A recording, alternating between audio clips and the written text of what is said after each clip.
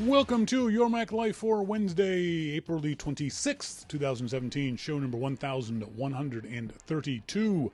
I am your host, Shawn King. Thank you guys very much for joining me here this Wednesday evening, or if you're tuned in via the archive, thanks for listening in via the archive. Yes, I am recording. Thanks very much to ArcSign for reminding me about that. It's an issue I have occasionally, not always, but occasionally. I forget to record things. Even sometimes when I record things, stuff screws up anyway. My apologies, first of all, for not being able to do a show last week. I had the most excruciating pain in my left shoulder. It was just literally unbelievable how bad it was. I have no idea what caused it. It wasn't from lifting something. I think it was from leaning. I think this is because I spend most of my day leaning like this that caused this awful, awful pain that would make me dizzy. It was so bad. Still a little bit of a tweak in it, but I couldn't even raise my arm last week, and so my apologies for that. Because of that, we couldn't do the giveaway. We weren't going to do it anyway. But on tonight's show, we're going to give away a set of Apple AirPods to a lucky listener. Thanks to our Secret Santa for doing that for us. They got a good tax return, so they said they wanted to give something back to the Your Mac Life audience, and it's going to be a set of AirPods. It's actually going to be the money to buy a set of AirPods. If you win and you already own AirPods, you can use the money for whatever it is you want to use. I think it's $159 US. We'll send off to one lucky listener on tonight's show. There's still time to enter. Go to the website at yourmaclifeshow.com. Right there at the top, there is a contest entry form. That's only, obviously, for you folks who are tuned in live tonight. You'll be able to do that. Fill in the contest entry form. It sends me an email, and I will put your name in the virtual hat. If you're a subscriber to Your Mac Life, your entry is automatic for any of the contests that we do. It doesn't matter how much you subscribe for, $2, $5, $10, $15 a month, whatever it might be, you automatically get entries into our draws whenever we do them. And you get additional entries for every $2 that you subscribe to. So $2 gets you one, $4 gets you two. You can do the math, the rest of them. On tonight's show, I'll talk to our good friend Jim Dalrymple of The Loop at loopinsight.com. I'm going to talk about this whole Today at Apple thing that was announced yesterday, and that Apple's senior vice president for retail, Angela Arentz, was on CBS this morning talking about, and there's been a bunch of website stuff on it, and this is confusing. Isn't this the same thing Apple did when they first opened the stores? The idea that you would go to classes and that they would have demonstrations and there would be people doing these things? This is the same thing. The other aspect of this is, why is Apple doing this? Apple doesn't need to draw people into the stores. The stores are packed constantly as it is. As a matter of fact, this will detract from people buying in the stores because you're using up room from paying customers for people to sit around and learn how to use iPhoto. The other downside of this is I took a couple of these classes, and I know this is not data, this is anecdotal. I wasn't impressed with the folks who were teaching the class. They were nice people, but they didn't know what the hell they were talking about. I took a class 2-3 years ago. Just want to see what it was like on Aperture. This is how old this class was. And the person teaching the class literally knew nothing about Aperture, knew very little about photography. It was like her name was drawn out of a hat, and she was the one teaching Aperture that day. Wasn't impressed, not at all. I'll take a couple of the other ones when they start this new classes up again, just to see what it's like. But my first impression of them wasn't all that good. The other thing is to pain in the ass, at least on the Apple Canada website, to find out what classes are going on in what areas. There are a lot of Apple stores in the Vancouver area that you can get to fairly easily. So you should be able to go to a class and see where it's being held, as opposed to the way Apple's got it. You have to go to an individual store, then see what classes they're putting on. That's a bit of a pain. If you have 10 stores in your area, you got to click on 10 different stores to find out whether or not that particular class is being taught in that particular store. It's a bit of a clustercluck, but we'll talk about that. Monty says, I took several of the classes in the theater at the San Francisco Apple store during one of the Macworlds, and I loved it. That's the issue. It's all about, they're not going to be universally good or universally bad. So we'll talk to Jim about that later on in the show. We're also going to talk about flying cars. Not really cars, so to speak, but once again, this is blown up and people are talking about it as if it's going to happen tomorrow. It's not. It's not going to happen in the next 5 years. We don't even have self-driving cars yet. We're sure as shit not going to get flying cars. Sorry. Yeah, self-driving cars. We're sure not going to get get flying cars anytime in the near future. And Amazon announced the Echo Look today. We'll talk to Jim about that as well. We're also, in our starting point photography segment, going to talk about Facebook. Not Facebook, what am I saying? Flickr. Flickr gets a bad rap, and quite often deservedly so. They have been decimated by the purchase by Yahoo, like most things that Yahoo has purchased. But there are still some good things about Flickr, and we'll talk about those later on in the show. A couple of weeks ago, we were talking about what would you do if you found a large sum of money in a bag on the street. Well, another one of these stories popped up. Family finds $14,000 on the side of the road and returns it to the rightful owner. This was in Columbus, Ohio. The Bowers family. Mr. Bowers said there was a bag on Wilson Bridge Road in Worthington. He thought it might have been someone's laptop bag. It was off to the side and a little, almost in the gutter, he said. We grabbed the bag, and the kid said, "What is it, Dad?" To their surprise, there was thousands of dollars in the bag. Thousands. $14,000. $140 bills. But the difference in this case is he had his family with him. But there's also a wallet and ID in the bag. It turns out the Bowers family took the money to the Worthington police station. The wallet, including the owner's ID, helped detectives get the money back to its rightful owner. What it turned out to be was the owner of the cash had gone to a car dealership to purchase a vehicle. However, he left the location without making a purchase. The owner says he must have left the bag on the roof of his car and forgot about it as he drove home. First of all, if I've got $14,000 on me, it's not in a bag. If I have $14,000 on me, I'm not going to forget it in the roof of my car. If I have $14,000 on me, why is my wallet in the same bag? Why isn't your wallet in your pocket? I mean, lucky for him, his wallet was in the bag. But it's one of those things that, you know, I set up a bunch of caveats to the previous story about finding the money. In this case, I would do the same thing. There was a significant amount of money in it. There was a wallet with ID in it. You definitely either go to the police or inform the guy with the driver's license, whatever it is, that you've found his wallet. And in particular, even more so, his kids are in the car. You got to do the right thing when your kids are in the car. I know I'm intimating that I would do the wrong thing if my kids weren't in the car. But remember, the previous story was that I think it was $10,000 and there's drug paraphernalia and no ID. So you kind of assume it was drug money.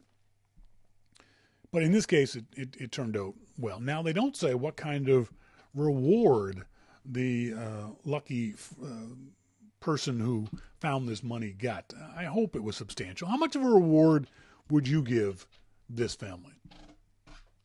I think $1,000 would be fair. I think that's what you got to give to a family who turns in your $14,000. I think that's the only thing that you can do that's fair. Another funny story we saw here in Canada, and it's funny mostly in relationship to our friends in the United States. Our Prime Minister, Justin Trudeau, has unveiled a bill legalizing recreational marijuana in Canada, across the country. Unlike the States, where you guys seem to want to nickel and dime things and do it in Colorado and Washington and Oregon and just pockets all over the place, we're doing it nationwide. The whole country. Marijuana recreationally will be legal. Now, there's still a bunch of things to figure out, but it's less of a stink here than it makes in the States. Less of a stink. Funny. My question is, if marijuana was or is legal in your state or province, and you don't smoke it now, would this encourage you to smoke it? Would you experiment and try it? Because one of the concerns is that this means that we're going to have a lot more people smoking marijuana in Canada. I don't know if that's true. I smoked a lot of marijuana in college. I've smoked my fair share and your fair share and your fair share. But I haven't smoked since, once. Since college. So in the previous 20 years, I smoked one more time. And for me, and I'm not saying that I'm a great person, it's just because marijuana makes me sleepy. It doesn't do anything for me. It just makes me sleepy. So I have no interest in marijuana. If it was legal in Canada, I wouldn't smoke it. I wouldn't care. But would other people? Do you think there is a real concern that those who don't smoke marijuana now will smoke it once it becomes legal? I don't think so. I think if you don't smoke now, you're not going to smoke when it becomes legal. For the most part, for most people. I'm not saying it's true for everybody, but I think it's just one of those things that it's not that much of a issue for a lot of people. It's not that thing that is going to make you want to smoke marijuana. I think if you don't now, you're not going to. It's a great story. If you've never had a chance to, I've been pimping this stuff on the Loop for a while now. If our American friends want a cool vacation, come to Canada. It's a wonderful country. We have our 150th anniversary celebrations this year. There's all kinds of wonderful things to do. If you go, try to visit Newfoundland. Newfoundland is a wonderful, wonderful place. The people are fantastic. They're friendly and they're warm and they're funny and their culture is really interesting. And right now, if you went to Newfoundland, you could see icebergs, like right off the coast of your town. There's this massive 150-foot tall iceberg off the coast of this little tiny town on this little tiny island in Newfoundland. It got caught on some rocks or a reef. And it's amazing. It's an amazing. This is the Iceberg Alley. This happens on a regular basis, that icebergs flow through this particular area. Not this big, and they don't stick around for this long. But this one is really kind of majestic in its absolute size. Dave D says, I'm coming in July, Toronto to Vancouver by train. Toronto to Vancouver. Dave, make sure that your train leg, and congratulations on taking the train. It's going to be a beautiful trip once you get to Calgary. I'm sorry, from Toronto to Calgary, there's nothing. There's nothing, dude. It's going to be the most boring 3 days of your life. It's going to be awful. But from Calgary to Vancouver, through the Rockies and through the Coast Mountains, is spectacularly beautiful in the daytime. When I took that trip 25 years ago in college, the train left Banff at night. And so we didn't get to see any of that beautiful scenery. So check to make sure that your train leaves in the daytime, that you go through the Rockies in the daytime. And once you come to Vancouver, Dave, let me know. We'll go for a beer. So yeah, I'm glad to hear you're going to be visiting Canada.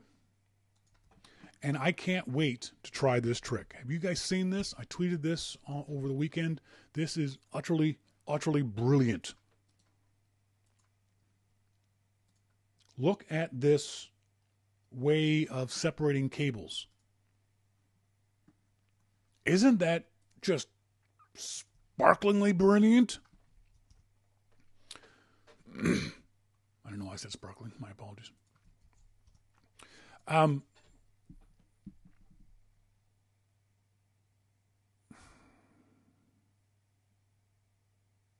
What do you just...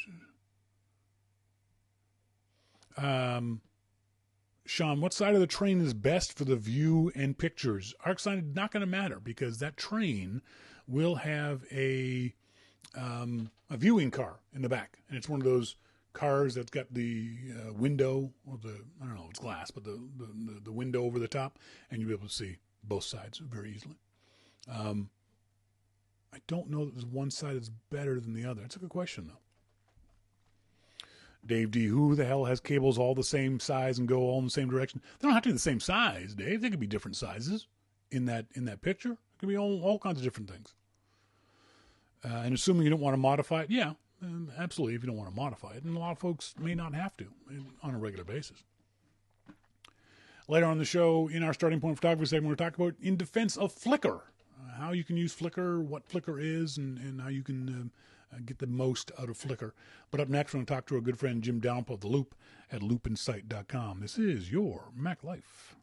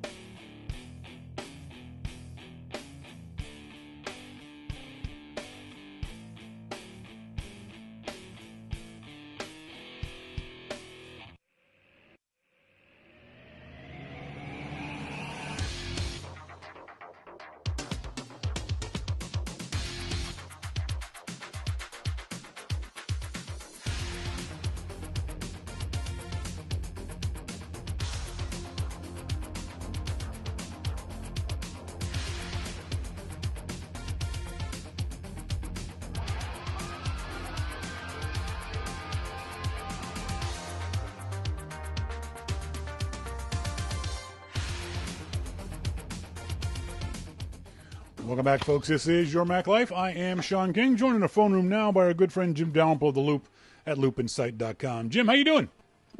How are you? Sorry, what was that, Jim? Said I'm doing good. Oh, how are sorry. you? It skipped out there for a second. So Apple announced yesterday this new Today at Apple initiative. Angela Lawrence was on CBS this morning doing the rounds, talking about this kind of thing. What was your first impression when you heard that Apple was doing this? That they've done it before. Yeah. The thing that gets me about this from the stories that I've been reading on the web is everyone 12 years old and they don't remember this was the reason why Apple had the theaters and the stores from the beginning? Yeah. Doesn't this feel like Apple is just repeating the past? And if that's the case, why?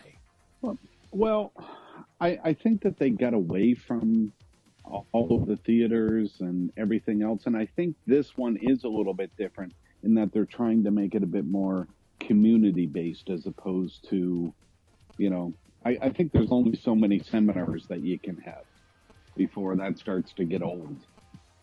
But so the theater was a big part of it, but maybe the more. I mean, I was at the opening for the Union Square store in San Francisco, and that they wanted to build a community around the store. Whether that will happen or not, I don't know. Yeah. But the question for me is, why does Apple feel they need to do this? The stores are packed 24/7 already. Why would you take customers who are in there to buy things and ostensibly push them aside in favor of folks who are just going to sit around and watch you talk about things? Well, I don't think that they're pushing them aside. I think that they're designing the stores to make this a priority. But we knew this was a priority after they opened the Union Square store because they said it would be. Yes, in the flagship stores. It makes more sense, in my mind anyway, for this to be happening in the bigger flagship stores. But Apple's talking about doing these kinds of seminars and classes in every single store, no matter the size of them. And some of them just physically don't seem to be able to do that. They don't have the theater set up that many of the stores did when they were initially built. Yeah. Well, I don't know how they're going to do that from a logistics standpoint, but I don't think it's a bad idea to do it. I don't think it's a bad idea. I don't think it was a bad idea 10 years ago. I don't think it was a bad idea 15 years ago. But I don't understand the idea now when Apple is selling everything it can possibly put out there in the tens of millions. It is doing as good as any retail location in the history of the planet ever has. Why do they feel they need to bring in more customers? They've already are bursting at the seams, the customers they already have. Well, maybe not. Well, you go into any Apple store and they're always packed. Yeah, but they could be more packed. They could sell more. I mean, no company wants to sell less. True, but Apple's not selling less. It's not like there's a slump at Apple retail or anything else like that. See, that's what I'm saying. I could understand it if there were fewer people going to the Apple stores, but they're not. But if you read this, it's not about selling as much as it is about community. Yeah, but Angela Arendt also said something that I thought was a bit silly when she said that, she wants people to use the Apple stores as if it was a meeting place, like a Starbucks. But that's never going to happen either. So that just, to me, is just marketing BS. Yeah, I don't know if that will ever happen either. Yeah. Like, hey, did you hear what's happening at the Apple store? Let's meet there. I don't know that will be part of it. But for instance, at the Union Square store, they have, a part of the day where there'll be like acoustic guitarists and singers out back in the lounge part. Yep. That's outside, and they have Wi-Fi. So, it's kind of like a coffee house type of deal back there. That's kind of cool. Is that what people go to Apple for? No. Yeah. Could they start going there for that? I don't know. I think most people would go to their local coffee shop instead of doing that, or their local hangout. Yeah. And as someone on the Loop said that Apple they're gonna morph this into having an actual coffee bar. I said no, they're not. Last thing they really want is clumsy customers walking around with coffee in their hands around thousands of dollars worth of electronics. Yeah. I don't know. I don't know how they're gonna make it all work, but the premise behind it is not a bad idea because they've already done that, and it has worked. So. But if they've already done it and it worked, why'd they stop doing it? Well, I do think that times changed. Yeah. In the intervening years, times changed, and now maybe it's swinging back. Arcsign asked in the IRC chat room, Shawn asked Jim if he thinks there's a need for helping folks experience more of what Apple products can do. Apple Watch, iPad, AirPods, etc. Oh, hell yeah. I mean, come on. I mean, if any of us take the apps that you use the most, probably only use 10% of its power. Whether that's Pro Tools or Photoshop or whatever. Yep. We can always learn more, and the average consumer probably doesn't use much more than what they're able to tap and find out for themselves. So I think so. I understand that part of it. Well, one of the problems that Apple has, and I mentioned this off the top of the show, is of discovery, of finding out where these classes are and when they're happening. It's very hit and miss on the Apple website, at least the Apple Canada website. For example, we've got, say, 10 stores here in the Vancouver area. I want to find out where and when the next, say, iPhoto class is. Well, I can't go to the website and say, iPhoto class, where's it going to be happening? What date, what store, what time? I have to go to each individual store to find out if they're doing an iPhoto class. So they don't make this easy for customers to find this information. Apple makes hardware and software, not websites. But this is part of their services thing. You want to serve the customer this way, and it's not rocket science to help them find these things out. Because I would like to. I've taken these classes in the past. Have you ever gone to the Apple Store and taken any of the classes, Jim? No, I have. I've taken a couple, and again, as I said before, these are just anecdotes, not data. I wasn't really impressed with the person teaching the class, and that's the crucial thing that Apple's going to have to make sure they do well at. If you are bringing people in to learn this stuff, and if the teacher isn't very good, you're going to have a bad experience, and that bad experience might translate to the next time someone wants to buy your product. Well, sure. And, I think that there's a fine line between a bad presenter and a presenter that's focused on everybody that's in the crowd. Yeah. So if they hired somebody or somebody went in to do a photography session, you might think it sucks, when 90% of the crowd might think, wow, I learned so much. Yeah, possibly. And maybe the same with music for me. I could say, geez, come on, I know where to plug the guitar into. Yeah. Let's get on to some good stuff. But, many of the people there may find it very useful. Possibly, yeah. And Apple's been doing this for a while too. I mean, they've had the the summer boot camps for kids for coding and that kind of stuff. So even though they got away from most of it, and part of the reason why was, Apple started the Apple stores and they weren't sure if customers were going to come in. So they had these classes. Most of the stores had these theaters where they would do classes or interviews or demonstrations. But Apple found fairly quickly that customers were coming regardless of whether they were having these classes in the back of the store. So they got rid of the theater setup for a lot of them and put more retail in there. And that's when Apple stores really started to take off. Not because of that, but because of a lot of other things. And it just seems kind of odd that they're going back to that now without the facilities of that theater, of that classroom setup in the back of the stores for a lot of the stores, unless they're going to redesign every single store from the smallest one all the way up to the flagship. Well, they actually took the theaters out of some stores. Yeah. Oh, all of them. I think they took the theaters out of all the stores except for the big flagship ones. Yeah, I don't know. There's obviously been a change, but I think that the intervening change is why they took them out in the first place, because people weren't using them much anymore.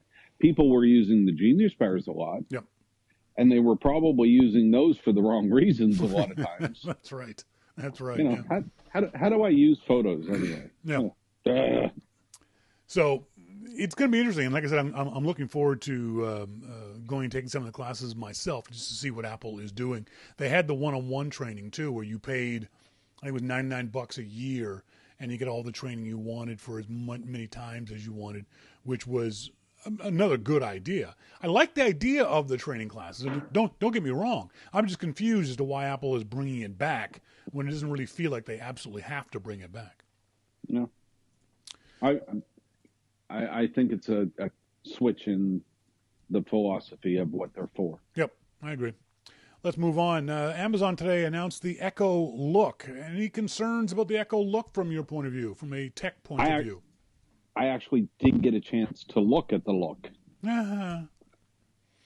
The idea is basically that you would buy, this is another Amazon Echo, except its focus is going to be more on fashion. That a lot of people don't realize that Amazon is the number one seller of clothing online in the world. A lot of folks don't realize that, because in the days of the initial shopping online, people said that people wouldn't buy clothes online. They want to see how it fit. They want to see the color. They want to see those kinds of things.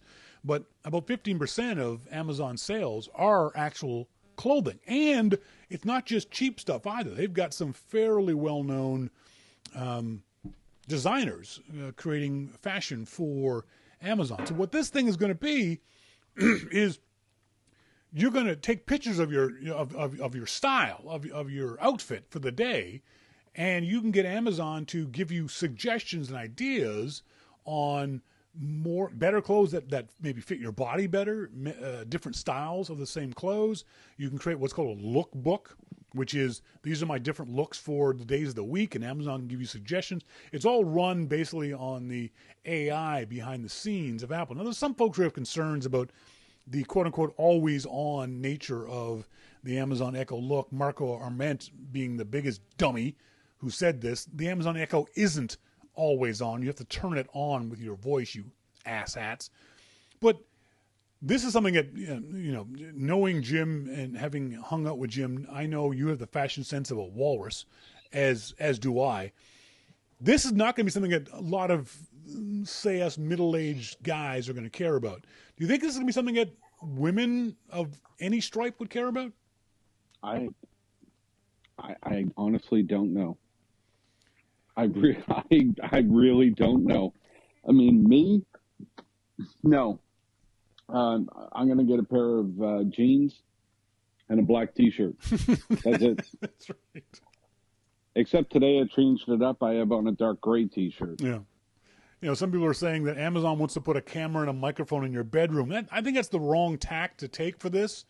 I think there is an issue of security, that you're going to upload X numbers of pictures of you in various, I got to assume, stages of dress and undress. Are those pictures secure? Is this thing hackable? By the way, yes, it is. Everything is hackable. Is there a security issue or concern for people from that point of view? Do people actually want to do this? And I would have said no. I would have said that no, I don't know that people in general and women specifically want to shop this way. But if Amazon is the number one online clothing retailer in the world, maybe women do want to do it this way. I don't know. Ladies in the audience, please let us know. Is this something that you would like to shop with? Even the guys. Guys, if you are a clothes horse, is this something you would care about or buy? I can't see it. Not at $200 a piece. I don't care that much about the clothes I wear. And see, I buy clothes once every, I don't know, 10 years. Exactly. That's right. Basically, I buy clothes when I get too fat or too skinny for the ones I already got. And I don't spend as much on clothes as what I would have spent on that Echo. So, sorry, then what you would have spent on what? That Echo. Exactly. That's right. You know, I would have spent more on that than what I would have on the clothes. Yeah, it's just one of those things that from our point of view, and this is one of those things where I completely admit I have got no expertise whatsoever in this. I like wearing nice clothes, but I don't care enough to ever want to get anything like the Amazon Echo. And as we've said many, many times on the show in the past, for guys in particular too, clothes shopping is a giant pain in the ass. For the most part, guys hate shopping. Guys hate clothes shopping the most of any kind of shopping. Yeah. And I think one of the reasons why is that there are so few places for men to shop. You go into a local mall, and if there's 100 stores in the mall, 95 of the stores are focused on, targeted to women. Yep. Here in Canada, we have Tip Top Tailor and Moore's. Those are the only two national chains of men's clothing stores you can go into. And you go in there, and if you can find something that you like style-wise, it's the wrong color or it's the wrong price, and you just get frustrated and walk away. Because there's only two frickin' stores. That's why I wear jeans and a T-shirt. But this is something interesting. When I was in Italy all those years ago, we went to an outlet mall, and half of the stores in this 300-store outlet mall, half of the stores were targeted to men. There were men's shoe stores. There was a shirt store just for men. There was a pant store just for men, jackets and all the other kind of, and it was fun to go shopping because you had a wide selection. You had a bunch of different styles and you had cute Italian girls telling you how hot you looked. That helped a lot. I don't know if it was fun. Oh no, it was fun. Having cute Italian girls, how good those pants looked on me, that was a hell of a lot of fun. I'll tell you that right now, dude. Okay, well, first off, I know that they're lying if somebody says that. So, and you should too.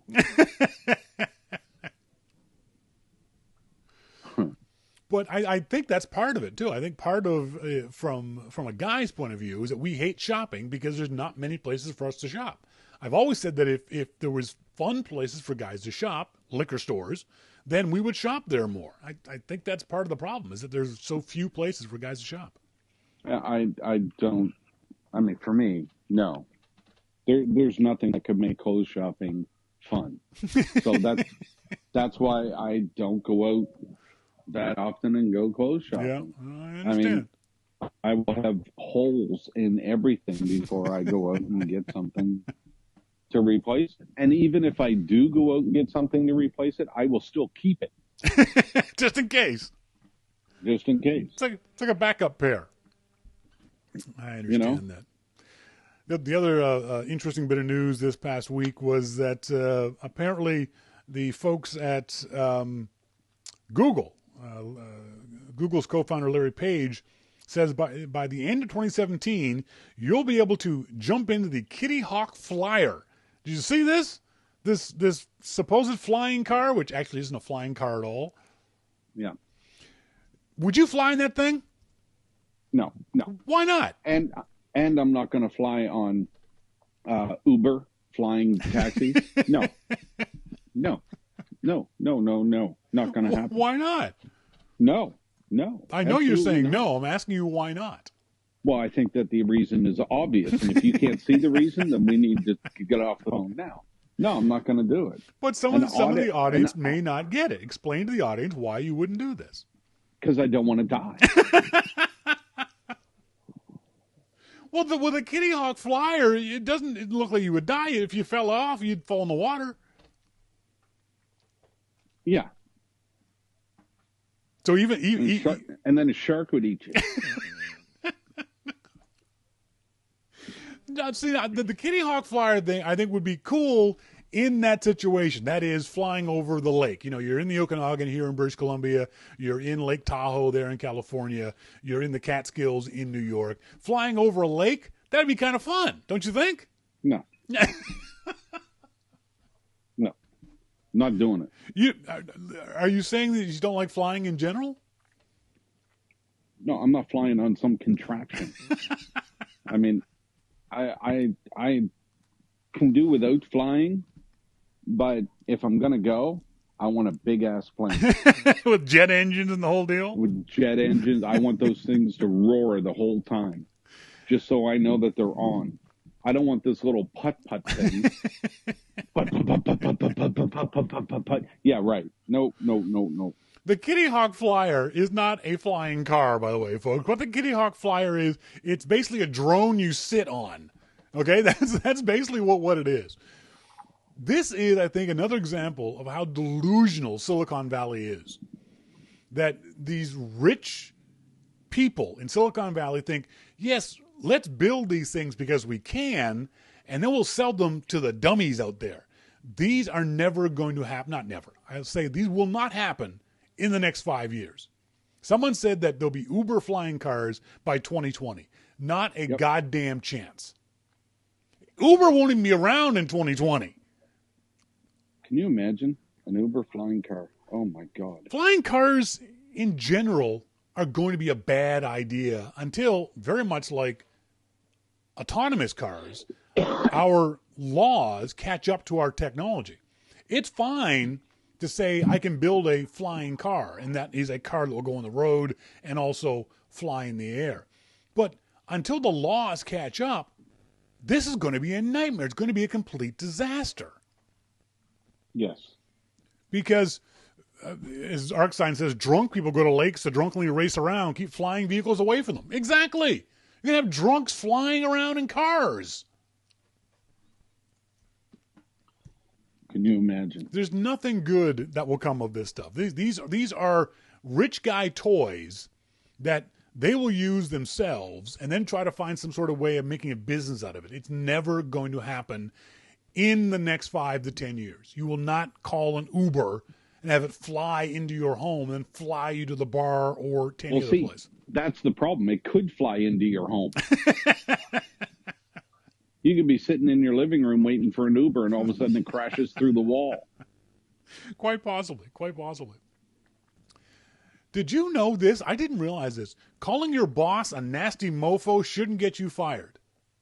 Huh. That's kind of cool, don't you think? Mofo? It would get a lot of people fired, I'll tell you that. I saw this story on BuzzFeed, but there's a small catch. Your F-bombs need to be part of legally protected speech involving a union. So you have to be like a union member before you actually call your boss a nasty mofo. Have you ever called your boss names? Yes. I know you have. Stan Flack, I was there. Yes. You called Stan, he's got all kinds of names in my presence. Yes. Yes. I called him worse stuff when he went around. I know, exactly. How about the folks at CNET? Do you ever call them names? No. No? Macworld? No. So just Stan? Yeah. Just Stan. Well, I got to believe that Stan had it coming. I think he deserved it. Yeah. That's my story. That's right. Exactly. Computer World had an article, Apple's WWDC isn't big enough anymore. Do you agree with that? Well, that's so easy to say. Yeah. I mean, could you fit, 10,000 more developers, 20, 30,000 more developers at a WWDC? Sure. Yep. Yeah, I mean, they would love it. The developers would, yeah. Yeah, the developers would love it, but the fact is Apple wouldn't be able to staff it. Yep. There's no way they would be able to staff it. Part of the the good part about WDC is that you can get some one-on-one time. You can get relatively small sessions. Yep. You can learn. If a WDC was that big, you might as well hold the sessions at the SAP Center, Yep. Where the San Jose Sharks play, and put 20,000 people in there. And yeah, it's just, it's such an easy thing to say. Oh, Yep. it should be bigger. Well, there are logistical things that go along with being bigger, and there are learning concerns that go along with being bigger too, I think. So, is it big enough?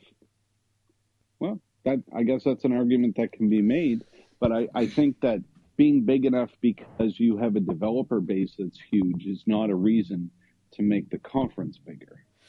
I think that these kinds of stories that pop up every year before WWDC show a fundamental ignorance of the writer of the story for exactly the reasons that you mentioned. And also the reasons that Apple kind of likes the fact that it's smaller, that there's a cachet to WWDC, that not everybody can get in. You have to be one of the cool kids to get into WWDC. Like you said, Apple can't cover it if there was 20,000 people. They can barely spring enough people from their jobs in the months before WWDC for the 5,000 folks who can make it. Apple does a remarkably good job with WWDC for not only people who are in the room, but because they videotape these and post them online for the developers to see, spreading it as widely as they possibly can already. Computer World is suggesting Apple should do a WWDC internationally too, like do one in Cupertino, one in San Jose, and then do one in Paris or one in Hong Kong, whatever it might be. That's just as unwieldy as it would be if they were larger and in San Jose. Well, the only reason that they can maintain it as it is because it's where it is. Yeah. I don't think that it's going to matter how many. You still have to staff it. Yes. You still have to put this thing on. And it's not a question of money. It's a question of resources. Yep. So, I'm glad that they think that, but the same argument comes up all the time, and they ignore the one simple fact of it all. Yep. And that's the resources. Apple has a limited number, as someone in the IRC chat room said. Who was it? Something with smart people. Apple has a limited number of smart people. They may have functionally unlimited amounts of money. They may have unlimited amounts of space. They could do it at the hockey arena. They could have, rather than sessions with 10 people, they could have sessions with 200 people. But they have a limited number of warm bodies that can teach these classes in the time frame that Apple allows itself. Well, and that number is limited even further by the fact that some of them aren't, socially viable to go out in public, There's that too. Apple calls it media trained. Yeah. We call it socially inept. I mean, can you imagine if I went out to teach a course? Oh my God. That would not be a good thing. No, that would not be a good thing. Folks, been talking to Jim Dalrymple of The Loop at loopinsight.com. He has his own podcast, The Dalrymple Report. That's available up on the iTunes store. Check it out. Jim, thanks very much, buddy. Thanks, Shawn. Talk next week. See you. Bye. Bye-bye. Yeah, just whenever someone writes that stuff about the WWDC, you can immediately look to the author and go, yep, you're a moron, and I can ignore you now. Because it's just not viable. Apple cannot do it. Even if they wanted to, and I don't think they want to. Apple simply cannot make WWDC bigger than what it already is.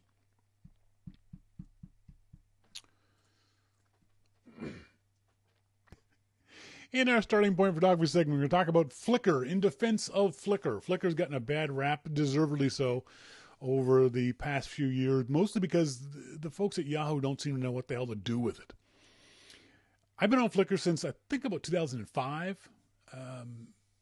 It was, back then, a great way for those of us who didn't know how to create web pages to be able to post our photos quickly for other folks to look at them. And I've never been much into the social aspect of Flickr. There's some great groups out there and some great back and forth among users, but I never really used it for that purpose. For me, it was mostly about a place to put my photos so that I could then send people to go look at my photos or send them links to individual photos. But, at photo classes, I encourage all of my students to, if you don't have a Flickr account, get a Flickr account. Flickr gives you for free 1 terabyte of photo storage. So I use Flickr as a backup, as a way to have a cloud backup. And I always tell folks you should have 3 backups of your photos, of your data in general. And one of those backups should be in the cloud. And Flickr allows for that to be easily done. One of the things I do is on the Flickr app on my phone, every photo I take, no matter where the photo comes from, if it's on my camera roll, gets automatically updated using the Flickr app to my Flickr account in a private setting. So no one else can see the photos but me. And then I can choose whether or not to make them visible or not. So all my iPhone photos are backed up to the cloud via Flickr. I also use an app called F-Stop, F-Stop. Monty posted a link to it in the IRC chat room. It's from a company called ZamiOware, ZAMIOWARE. Really great app, really easy to use, drag and drop interface that creates and allows me to upload photos to Flickr fairly easily and fairly quickly. So that's the way I use Flickr now. But one of the things I also use Flickr for, and I teach my class to do this, is you go to Flickr and you click on the Explore button, and you'll see it right there. You don't have to be even, you can see I'm not logged in or signed in to Flickr, but you click on the Explore button and you can look at things like recent photos. And Flickr shows you this wonderful visuals of, yes, go away, Flickr, go away, of all kinds of different photos. I mean, here's one that's just spectacular. You can see this one. It looks like Tuscany. That's got to be somewhere in Tuscany. Yes, it is. Of course it is. That's going to happen every time I click on Flickr, isn't it? And it allows you to see these photos in really interesting ways and interesting details. But the other neat thing about it, too, is as a beginning photographer, I tell folks look at Flickr for examples of the kind of photos that you might want to shoot. So say that you are a landscape photographer and you want ideas and inspiration for your own landscape shots. You can use Flickr for that. Say you're going to a place and you want more information about the location or what other photographers have shot, whether it's a historical site, whether it's a tourist spot, whether it's a country, whether it's a river, a city, whatever it might be. Go to Flickr and take a look. A friend of mine is now in Vietnam and Cambodia on a family trip there. And I told her before she went out and bought a new Olympus M10 camera, great little camera, little mirrorless camera. But I told her in the days before she went to go to Flickr with her itinerary and make a note of where she's going to be and take a look at Flickr to see what other kind of photos other photographers have had. Because it'll give you ideas of places that you might want to go. It'll give you ideas of places to stand. That so, for example, they're going to Angkor Wat. So I can do a Flickr search, ANGORWAT. I know there's going to be a million photos of Angkor Wat in Thailand. And what you can do is you can take a look at some of these photos, and some of them may not to be your cup of tea, but you can take a look at the photos and see what other photographers have done so that you can either replicate the photos or not replicate the photos, depending on your own personal point of view. One of the things I tell folks in the classes is try to find different ways of looking at the same thing. And so these kinds of photos can help you look at a scene, look at a location in a different way that other people have done. So you're not taking the same shots as other people. The other thing you can do is you can go up here at the top and choose a color palette too. So let's say I like this color blue. So it will take the Angkor Wat shots and just show me the blue images. Just show me the ones that have got the color cast of blue. So let's just say that this is a spot that she might want to go to and take this picture. So she looks at that thing and she says, well, I like that image, but now I'll try to take the picture from a different angle. So maybe she'll go over here, or she'll get closer, or she'll look at the photo in a different way. If you're a little more of an advanced photographer or want to have some more fun with the Flickr setup, look to the bottom. Oh man, it's going to be annoying. So it's got tags here. And you can look at this additional information. There's no additional information. Ooh, okay. So this photographer has not allowed us to look at them. Okay, let me go back.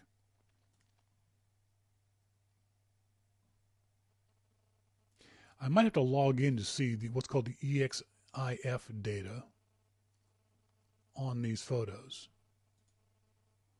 That's where I got in trouble last time. I was trying to.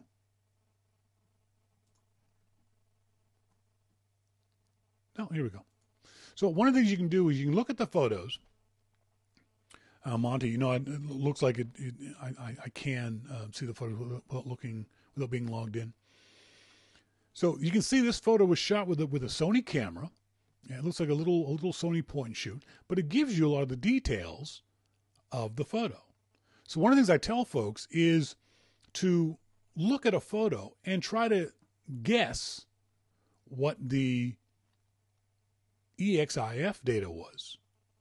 So in other words, here's a photo of a wolf and obviously mama and a wolf. So you can see it was shot at f7.1 on a 250 millimeter lens using the Canon PowerShot, ISO 100, and flash didn't fire.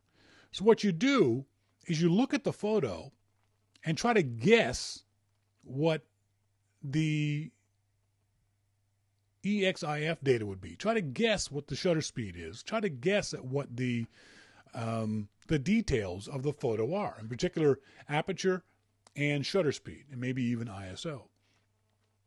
What you'll do is by practicing guessing, you'll start relating those numbers to the kinds of images that you'll see.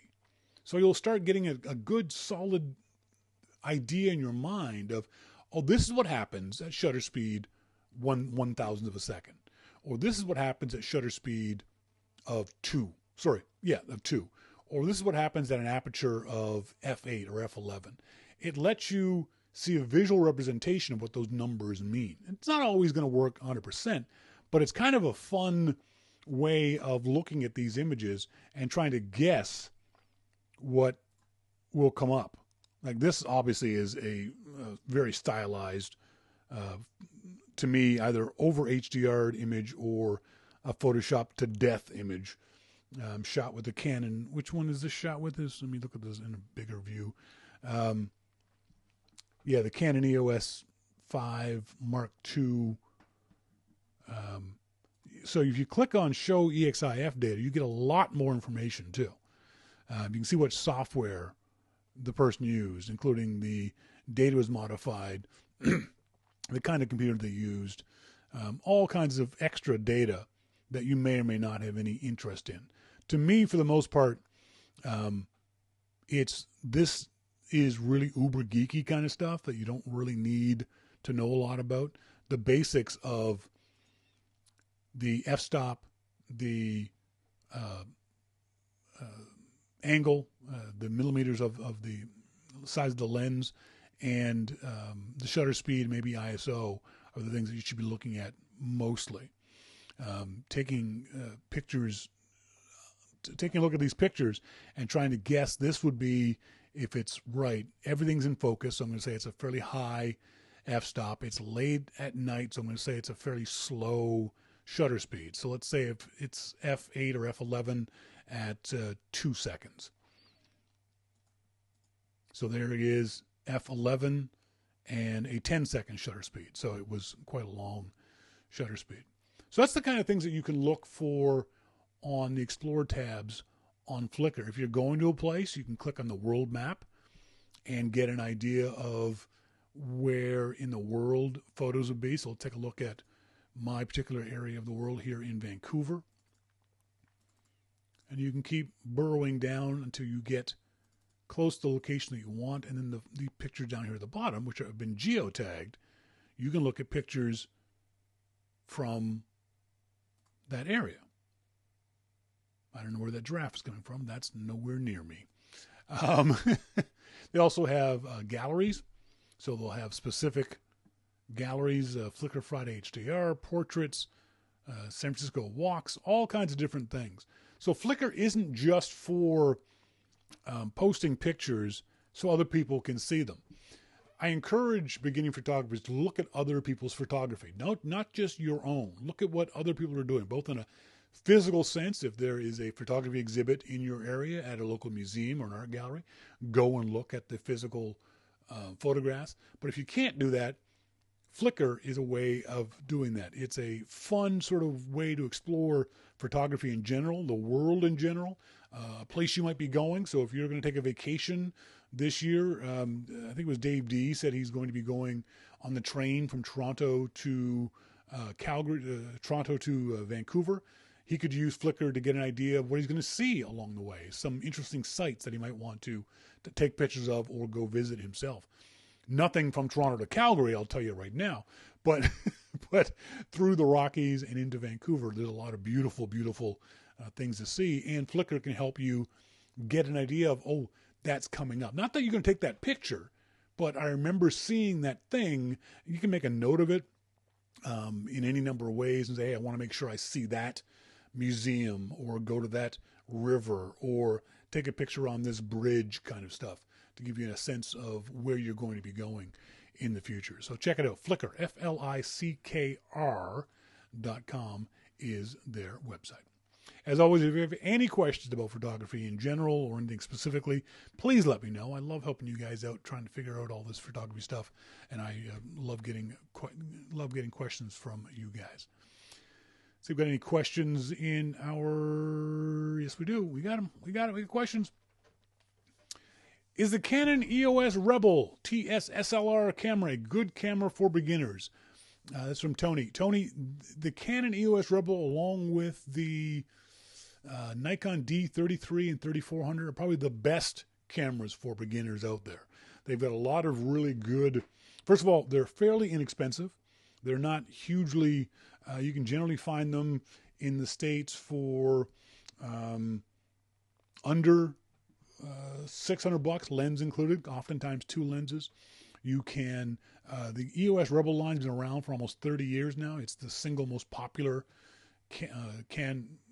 camera line, DSLR-wise, out there. You can't go wrong with an EOS Rebel. There's all kinds of them available, both online and in your local stores. If you're comfortable with used, you can get great deals on used cameras, but the price is so cheap nowadays. I'd go with a brand new one for the warranty, if for no other reason. Like I said, the EOS Rebel line and the Nikon D33 and 3400 are probably the best beginner cameras out there.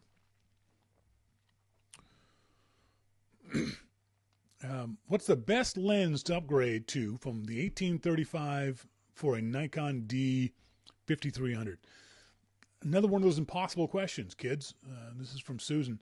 Susan, unless I know what kind of photography you want to do, I can't tell you what's going to be the best lens for that camera. Now, that's what's called a crop sensor lens, which means its sensor is smaller than on a full frame camera. That doesn't make a whole lot of difference, but it might, depending on what kind of photography you want to do. If you want to do if you're a landscape photographer, if you enjoyed shooting 1835, the wide angle of that 1835 lens, maybe you want another similar lens to that. If you like shooting portraits, the 1835 probably wasn't very good for shooting portraits. Maybe you want an 85 millimeter lens. Maybe if you wanted to shoot action photography, you wanted to shoot kids running, playing soccer, that's another different lens. Until you tell the person what kind of photographer you are or want to be, it's impossible to tell you what the best lens is for any particular camera. What beginner book should one read to learn about photography? it depends on the level of learning you want. Do you want to get really in depth? Are you a non-technical person wanting to learn more in a non-techie kind of way? If that's the case, Scott Kelby's books have been fantastic. If you like Kelby's style, that kind of goofy, aw shucks kind of style, you'll like his beginning photography books. He's probably the best one out there for beginners when it comes to explaining things in a very simple kind of way. He's got a good writing style to make things very interesting. He's, like I said, he's kind of goofy at times. So if you like his stuff, MacMan says Scott Kelby's Understanding Exposure should come with every entry-level DSLR. I don't think you're talking about Scott Kelby's book, though. I think you're talking about Brian Peterson's. Brian Peterson is the Understanding Exposure guy. And that book is a great book to read. It's a little more technical. You have to understand a bit more about what aperture and what shutter speed mean and do. But if you understand those things, Understanding Exposure is a fantastic book for anybody who wants to learn more. It was the book, I would say it was, and I'm actually going to post this thing up on the Your Mac Life website right now as we speak, because it's such a good book. It was the book that got me interested in being a photographer. It really was. It was the kind of book that showed you in very clear ways what happens when you did this, that, or the next thing in photography. If you go to yourmaclifeshow.com right now, you'll see the Amazon pick of the week is Understanding Exposure from Brian Peterson. Monty just posted it up in the chat room. And Monty, I wish you wouldn't do that because you didn't include my Amazon tag. So please don't do that. I'm kidding. You can see the Your Mac Life Show Amazon tag right there in that URL. But it's probably a really, really good book for those folks who are a little bit more experienced in understanding what goes on when it comes to aperture and shutter and those kinds of things. Franklin says, is it illegal for a photographer to take pictures of people without consent in public? Ooh, man, that's a hairball question. Franklin, first of all, it depends where you live. You have to know the individual laws, the individual places that you are at. I can only speak for Canada and the U.S. For example, in Hungary, about a year ago, they passed a law that said you are not allowed to take pictures of people in public without their permission. MacMan says no with caveats. What caveats would you have, MacMan? Because as I understand it, you can take pictures of people in public as long as you are also in public. If you are standing in a public place, you can take pictures of anything that you can see from that public place, even if that means looking into someone's window. So if I'm on the sidewalk looking at your house, I am technically legally allowed to take a picture of you standing inside your own home. The caveat here in Canada, which I think also applies to the U.S., is that your intent matters. If I'm taking a picture of you inside your own home with the intent, with a prurient interest, that's illegal. If I'm taking a picture of you inside your own home just because it's an interesting photo, you're standing there in a bunny suit, then that's okay. MacMan says, but I wouldn't say take pictures of someone's kid that I don't know without asking first. But that's still technically legal.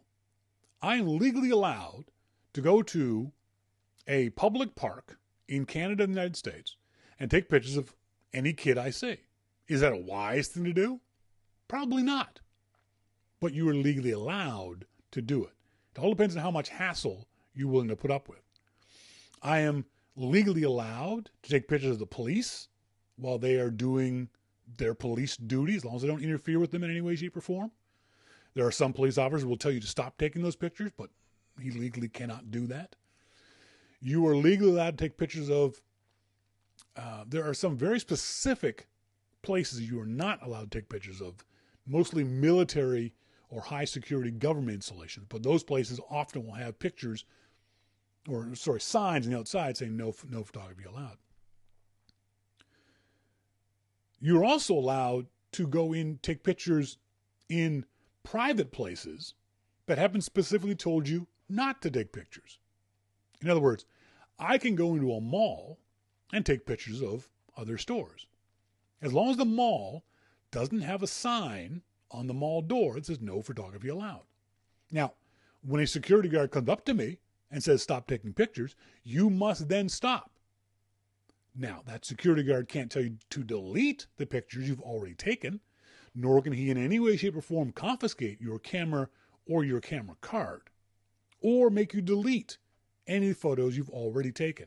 Even the police can't do that legally in Canada and the United States without without a court order. It's mostly up to how much hassle you're willing to put up with. Now, for me, I'm 6'3" and 230. I take pictures of people on the street all the time. If they want to give me a hassle, they can make the attempt.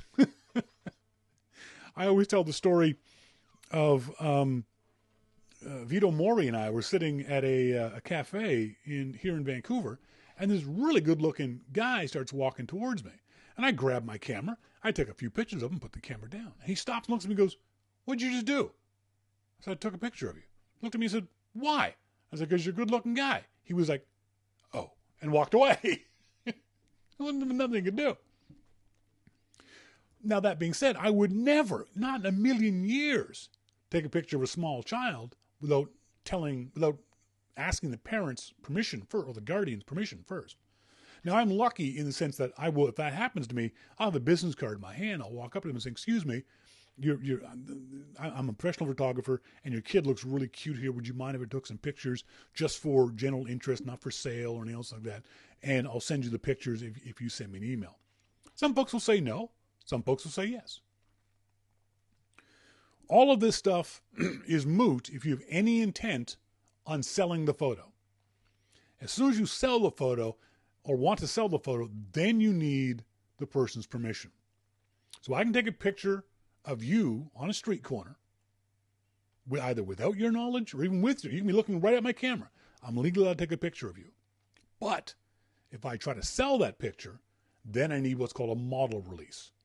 And I've got model releases on my iPhone and my iPad. You can download them for free. There's apps out there that will do model releases for you. The one I use lets me take a picture of the model, put in their email address, and they actually sign the contract. The contract says you won't get paid for the photos, and then it will email both myself and the other person a legally binding contract, a model release that I can then use if I want to sell the photo on to other people. MacMan says I should really get some model releases printed and keep them in my camera bag. Exactly. If you think you're going to want to sell those photos, because after you take the picture, especially street photography, after you take the picture, say someone wants to buy it later, you're out of luck. So basically, the bottom line is in Canada and the United States, if you're in public, you can shoot whatever else is in public. That is viewable in public. Now, you can't defeat someone's privacy. In other words, if I can be standing on a sidewalk, I can't take my camera, put it on a monopod, and shoot over a fence into someone's front yard. That's defeating their attempts at privacy. But in general, if you're in public and they're in public, they have no right to privacy. So therefore, you can take pictures of whatever it is that you would want to take pictures of. Hopefully, Franklin answers the question. If you have any other questions, please send them to me at Shawn@yourmaclifeshow.com. Let's do the drawing for the Apple AirPods. Thanks again very much to our Secret Santa. Let me get my subscriber list here. Our Secret Santa has got a tax return. He said she said they wanted to do something nice for the Your Mac Life Show audience. So they're going to we're basically going to send you the money to buy a set of earpods. You can do whatever you want with the money. Doesn't matter. You can do whatever you'd like with the money, and I think it's $160 US for the Apple AirPods. Again, thanks very much to the Secret Santa for doing that. I really appreciate it.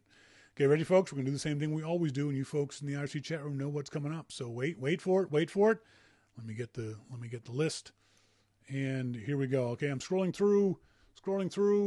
Hang on, let me get okay, now scrolling through. Someone in the IRC chat room say stop.